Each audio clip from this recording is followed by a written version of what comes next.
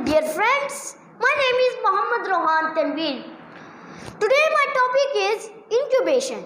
The hen lays eggs. मुर्गी अंडे देती है. The hen sits on them. ये इस पर बैठती है. The hen transfers heat. ये गर्मी देती है. From its body to eggs. अपनी बॉडी से यानी अपने जिस्म से अंडों को. It is called incubation. हम इसे कहते हैं incubation.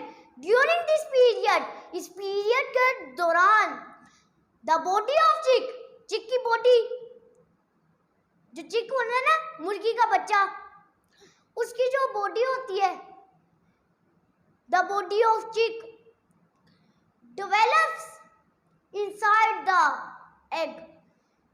जो मुर्गी का बच्चा होता है ना, वो अंडे से निकलने लगता है. और प्यार साथियों, एक आपको बात बताऊं,